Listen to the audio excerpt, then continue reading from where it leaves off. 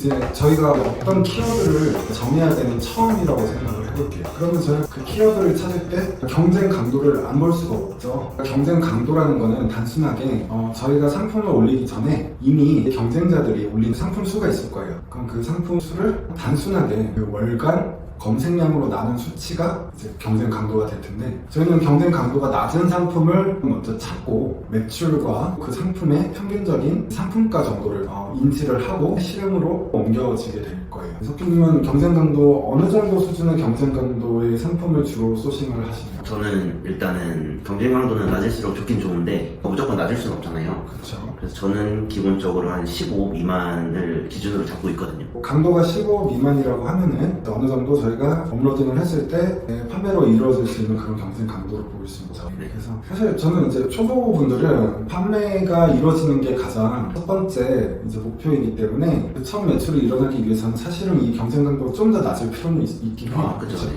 이제 이 키워드를 찾는 과정이 조금 시간이 더 걸릴 수는 있어요. 저희와 같은 이제 구매 대행 셀러들은 대부분의 업무를 집중하는 시간이 이 키워드를 찾는 과정에 많이 투자를 한다고 보시면 돼요. 그렇기 때문에 어쩔 때는 뭐 1시간 동안 찾아도 그렇게 좋은 키워드를 못 찾을 수 있는데 그게 정상이에요. 그렇죠? 몇백 개의 키워드를 저희가 한 번에 뽑을 필요는 절대 없고, 저희가 그 주에 아니면은 그 달에 중점적인 키워드를 찾아 놓으면 관련된 상품을 저희가 해외에 있는 뭐 타오바오나 168에 있는 사이트에 그 키워드로 인해서 판매가 이루어지는 상품을 모조리 다 소싱을 하겠다, 그런 마인드로 진행을 해주시면 돼요. 저희가 아무리 좋은 제품을 가져와도 이제 노출이 되지 않으면 판매가 되지 않잖아요. 그렇죠. 그렇기 때문에 키워드 경쟁 강도가 일정 이하가 되면은 저희 제품이 노출될 확률이 높아지거든요. 그렇기 때문에 이제 키워드 경쟁 강도가 되게 중요한 거고요. 그렇죠. 무조건 키워드를 경쟁 강도가 15에서 10 미만 정도 되는 경쟁 강도를 찾아야지만 사람들이 검색했을 때 막 100페이지, 200페이지까지 검색해보진 않잖아요. 그렇죠. 네, 경쟁 강도는 확실히 판매하는 데 있어서 진짜 중요하다고 생각해요. 이제 어차피 키워드라는 거는 어느 정도 트렌드가 있는 개념이기 때문에 저희가 아이템 스카우트에서도 1년 내에 그 키워드의 추세 흐름 정도는 볼 수가 있어요. 여름에는 어떤 상품이 잘 나갔었는지 작년에, 그리고 그 다음에 저희가 이런 시즌성으로 봤을 때 작년의 데이터를 저희가 확인을 한 다음에 올해의 키워드를 저희가 속아낼 수가 있단 말이에요. 그렇기 때문에 저희가 시즌성 상품들을 이제 주로 판매를 하시게 될 경우에는 작년에 있는 트렌드를 확인을 한 번 더 해보시고 그 키워드를 중점적으로 소싱을 하시면 구매 전환율이 더 좋아지실 거라고 생각이 듭니다. 이제 아침마다 제가 키워드를 찾을 때 저는 사실은 요즘에는 경쟁 강도가 한 5에서 6 미만인 키워드만 찾고 있습니다. 그렇죠. 사실 어렵긴 해요. 그날 못 찾을 때도 많습니다. 하지만 이런 상품을 올리시게 되면은 그날 올리고 다음날 팔릴 수가 있어요. 근데 이런 키워드는 어느 정도 트렌드를 좀 따라가기 때문에 예를 들면 이제 나 혼자 산다 같은 프로그램 많이 얘기하잖아요. 거기서 나왔던 어떤 키워드 상품이 있으면 작년에는 없었던 데이터지만 올해 트렌드로 나오는 그런 키워드들을 저희가 찾을 수가 있어요. 그래서 그런 키워드를 찾기 위해서는 저희가 네이버 데이터 랩을 통해서 키워드를 소싱을 할 수가 있어요. 데이터 랩은 어느 정도 실시간 개념이 있기 때문에 어제 급상승했던 쇼핑성 키워드를 저희가 확인을 할 수가 있고, 작년에 없었던 그런 트렌디한 키워드도 저희가 올해 소싱을 통해서 새롭게 상품을 발굴할 수 있다고 보시면 될 것 같아요. 시즌이 크게는 뭐 여러 가지가 있잖아요. 뭐 계절적으로 따지자면 이제 4가지 시즌이 있을 것이고, 한 해를 크게 보게 될 경우에는 겨울에는 크리스마스 시즌이기 때문에 크리스마스 관련 상품이 많이 나올 것이고,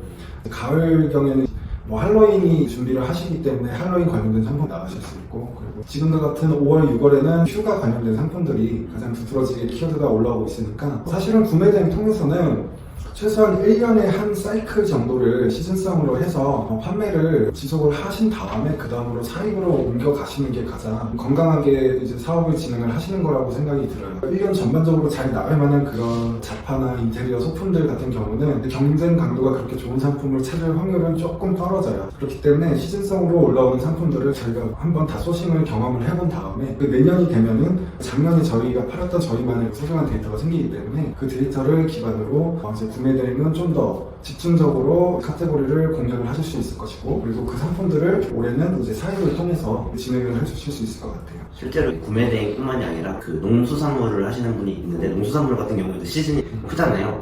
그런 것처럼 이제 구매 대행도 크리스마스 때 크리스마스 상품을 올리는 게 아니라 크리스마스 한 2달 정도 전에 크리스마스 상품을 올리기 시작하고, 맞아요. 이제 캠핑 시즌이라면은 캠핑 시즌 2-3달 전에 작년에 잘 팔렸던 키워드를 가지고 상품을 이제 올리신다면은 큰 효과를 보실 수 있을 것 같아요. 딱 2달 전에 준비를 해야 돼요. 네. 2달 전에 어느 정도 업로딩이 돼 있어야지 그리고 이제 또 실수하시는 분들이 제가 만약에 키워드를 좋은 거를 찾았다고 칠게요. 경쟁 강도도 좋고 시즌성도 좋고 근데 그 상품을 대략적으로 5개에서 10개 정도 올리시고 그 다음 키워드를 찾으시는 경우가 좀 많아요. 이렇게 될 경우에는 잘 팔리는 상품을 소싱을 해왔다 그러면 다행이겠지만 사실 그 키워드와 관련된 상품을 최대한 많이 깔아놓으면 깔아놓을수록 효과를 100% 볼 수 있다고 보면 되거든요. 그렇기 때문에 한 키워드를 찾게 될 경우에는 관련된 상품을 모조리 다 올리신다는 마인드로 한번 그 소싱을 하는 태도를 보이는 게 가장 적합하실 거고요. 그리고 저희가 말하는 키워드 중에서 이제 경쟁 강도가 낮고 매출이 일어나는 키워드가 주 타겟이 되는 키워드라고 한다면 그 키워드가 속해 있는 상위 개념의 키워드들이 많이 있을 거잖아요. 그런 키워드들을 제목에 함께 녹아 넣어야지만 장기적인 효과를 볼 수 있다고 얘기를 드릴 수도 있는데 왜냐하면 경쟁 강도가 낮은 키워드를 통해서 매출이 일어나고 있어요. 그렇게 매출이 일어나고 있을 경우에 그 상품이 올해에만 판매가 되고 내년에는 포기하는 상품들은 아니잖아요. 그렇기 때문에 더 포괄적인 키워드를 통해서 저희 상품을 볼 수 있게끔 그 상위 개념에 있는 중형, 대형 키워드를 분명히 적어 두셔야지만 저희가 점점 썰린이 생기고 리뷰가 생기면서 상품 지수가 올라가게 되면은 상위 개념의 중형 키워드를 통해서도 저희의 상품이 노출될 가능성을 충분히 열어놔야지만 지속적으로 판매를 꾸준히 할 수 있는 상품을 소싱을 하게 되실 거예요. 그리고 이제 보통 기존에 잘 팔리고 있는 판매자들의 제목을 저희가 따오는 경우가 많잖아요. 근데 그 판매자가 키워드를 잘 구성을 했기 때문도 있겠지만 그 판매자의 키워드를 맹신을 하면 안 되는 부분이 그 판매자는 뭐 광고를 해서 판매를 촉진을 시켰다던가 아니면 그 당시에 그 키워드가 지금의 키워드의 검색량과는 맞지 않을 확률도 있거든요. 기존에 있는 키워드를 똑같이 복제를 해서 저희한테 적용을 시킨다는 거는 100% 올바른 방법은 아닌 것 같아요. 가장 정확하게 키워드를 구성을 하는 건 다른 판매자의 그 상품명을 가져오는 방법은 정확하다고 볼 수는 없고요. 저희가 직접적으로 눈으로 확인한 그 수치들을 통해서 경쟁 강도와 판매량을 통해서 저희가 선정을 하는 능력이 계속 길러져야지만 지속적으로 셀링이 점점 더 커지실 수 있다고 볼 수 있을 것 같아요. 자신만의 내가 데이터를 쌓아서 판매되는 키워드를 찾아야지 좀 더 효율적이라고 생각합니다. 경쟁 강도가 낮으면 좋지만 너무 그거에 스트레스를 받으면 업로딩 자체에 문제가 있을 수가 있기 때문에 예를 들어서 자기가 하고 싶은 카테고리가 있을 거 아니에요. 예를 들어서 등산을 좋아하면 등산에 관련된 물건을 팔고 싶다 하면 말씀하신 것처럼 키워드 도구나 이런 데에 가서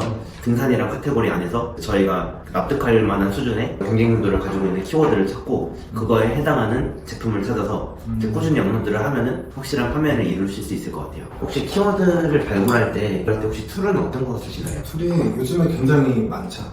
그러니까 저희한테 이제 무료로 사용이 가능한 툴도 있고 아니면 유료로 결제를 해서 뽑을 수 있는 툴도 있는데 사실 제가 진행을 하면서 네이버 스마트 스토어 안에 있는 키워드 도구 있잖아요. 네. 저는 그게 가장 훌륭한 키워드 도구라고 생각을 해요. 왜냐면 특정하고자 하는 그 카테고리에 연관된 이제 네이버 안에서의 그 검색량을 저희한테 이제 모두 다 공개를 하고 있으니까 네이버 키워드 도구를 통해서 연관 검색어들을 어느 정도 정리를 한 다음에 경쟁 강도를 확인을 하는 툴은 아이템 스카우트만 해도 충분합니다. 요 근래에는 또 쿠팡에 있는 그 경쟁 강도까지 확인이 무료로 다 가능하기 때문에 네이버 키워드 도구를 통해서 어느 정도 추려놨던 연관 검색어들을 이제 아이템 스카우트 통해서만 확인을 하는 과정만 해도 충분히 괜찮은 키워드들을 뽑는 데는 전혀 무리가 없거든요.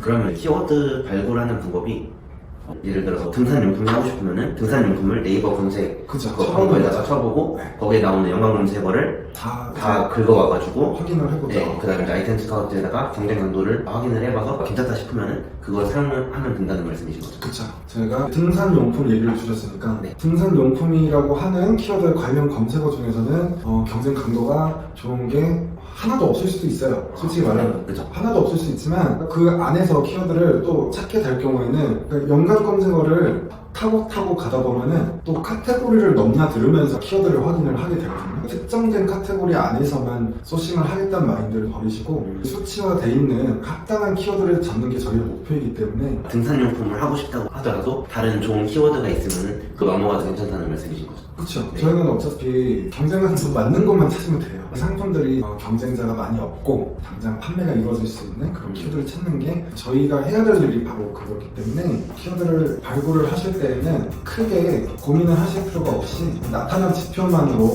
분별을 내면 될 것 같습니다. 이 정도면 엄청 했어요.